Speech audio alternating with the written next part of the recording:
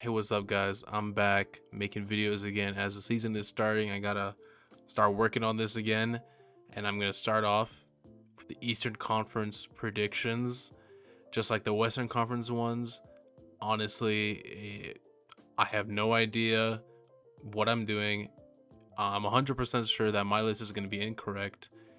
And probably 50% of it is gonna be incorrect because it is impossible to really guess, especially in the East. The East is honestly harder than the West this year. It is impossible to guess what team, like the standings of every single team. It's going to be impossible, but let's do it anyway. Starting off with number one, I don't know who to pick as number one. Honestly, there are some contenders. Obviously, Philadelphia, Milwaukee, Boston, all proven teams. I mean, somewhat. The Bucks obviously won a championship. Boston went to the finals last year. 76ers, James Harden, he's looking good. You know, they still have Joel Embiid. I think this might be his MVP season.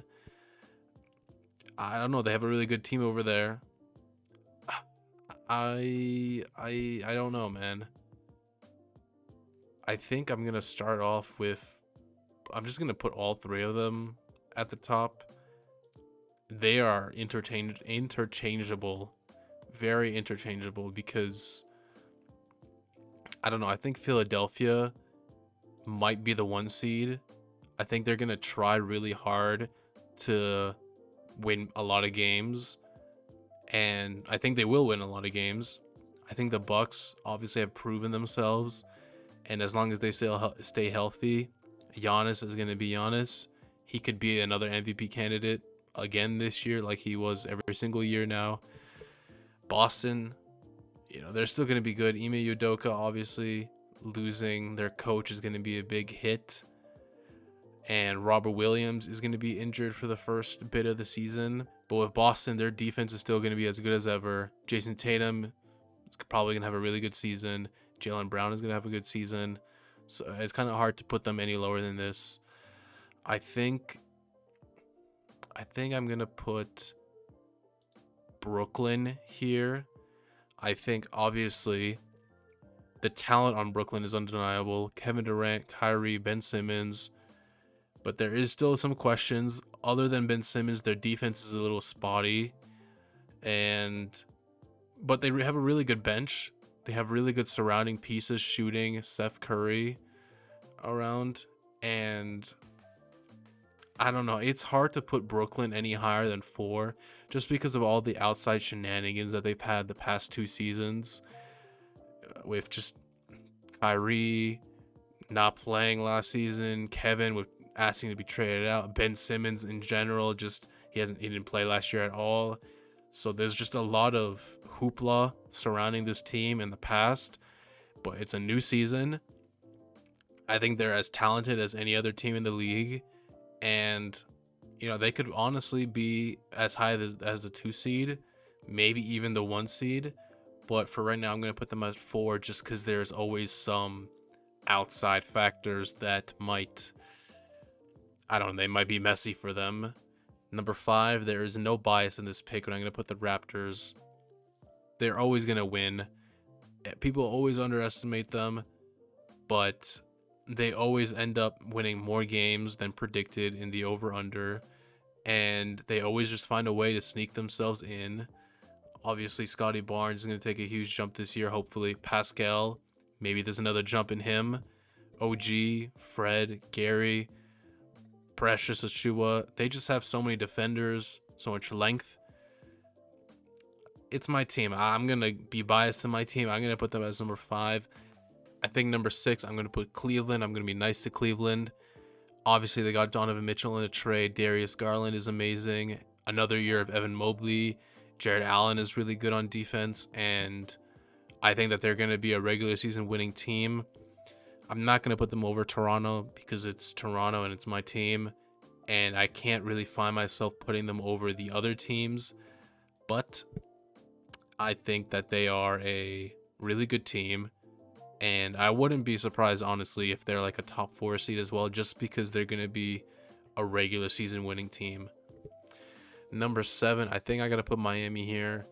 I can't disrespect Miami too much. They always end up, like the Raptors, overperforming. especially in the regular season, even when it seems like they don't have that much. Jimmy Butler is an amazing player. Hopefully Kyle Lowry stays healthy, and hopefully Bam takes another offensive leap and really becomes an offensive threat for the Miami Heat. But the loss of PJ Tucker, and they have like no real power forward now. I don't know. It's kind of hard to put them up too high, but I also wouldn't be surprised if they're like top 5 seed. It's just like, I don't know. I just don't see it with them right now. I don't know, but the Miami always finds a way. Atlanta here, I'm going to put at number 8. Obviously, the DeJounte Murray trade was a huge trade for them, and I think him and Trae Young in the backcourt is going to be really interesting to see and really fun.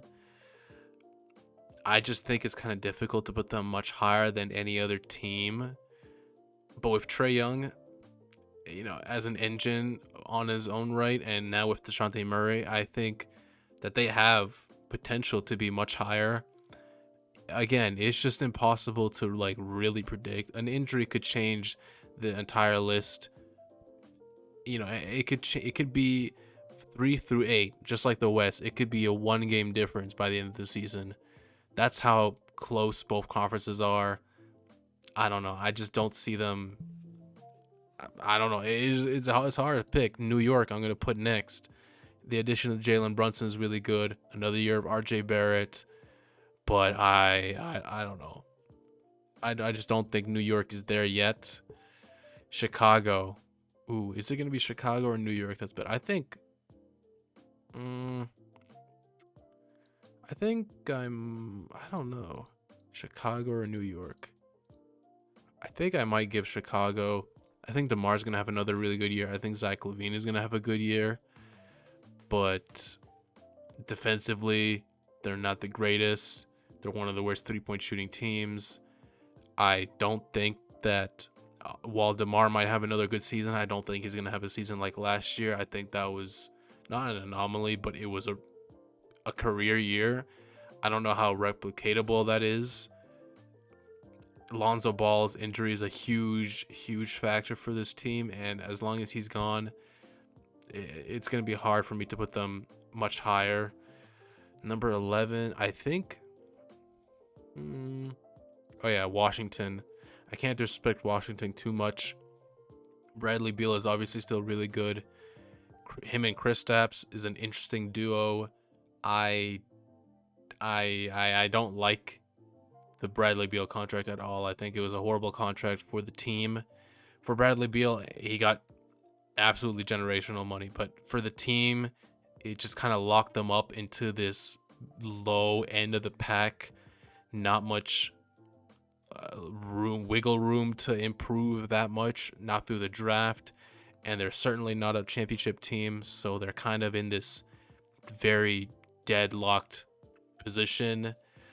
I think Detroit, I'm going to put up here, still a really young team, but second year Cade Cunningham, Jaden Ivey in the backcourt with him is going to be fun. Sadiq Bey, they got a lot of nice players. I don't think that they'll want to perform much better than the 12th seed. I think they're going to try and get another player in the draft, as they should, because this draft is stacked as far as I know. But I think they're going to be one of the better low-end teams. Here I'm going to put Orlando as well. I think Orlando, Paulo Banchero is really good. I think he's going to win Rookie of the Year. I think they're going to have a really good year for their sake in terms of like the young development that they have on the team. Franz Wagner as well. And Wendell Carter Jr. with Paulo in the front court, all three of them. I think it's going to be very interesting to see how that works out. I think they're still going to lose a lot of games because they're obviously super young. But I think they're going to be a fun team to watch. Charlotte, I'm going to put here. And then Indiana. Charlotte, obviously, losing Miles Bridges sucks a lot, even though it was the obvious decision to make. It's just going to be LaMelo and Gordon Hayward, I guess. Terry Rozier. I just think that Charlotte, and I think LaMelo got injured in the preseason, so he's not going to be there for the beginning of the season. But I just think that Charlotte has no other like super high promising, talented young players to look forward to other than LaMelo. I think that they could honestly sell Gordon Hayward, Terry Rozier, whoever else on their roster, and just super bottom out and try and hope for a really high draft pick this season. And then Indiana, actually, I think I might put Indiana above them. I think Charlotte might be the worst team. Indiana, obviously, with Tyrese Halliburton, I think he's going to have a great year.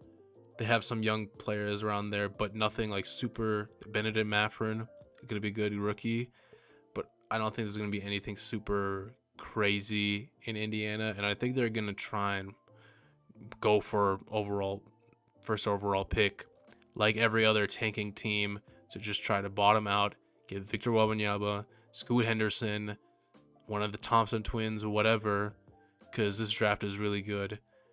But yeah, this is my prediction for this year.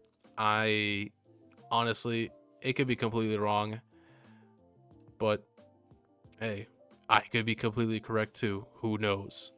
Thank you for watching. Leave a like, subscribe. Goodbye.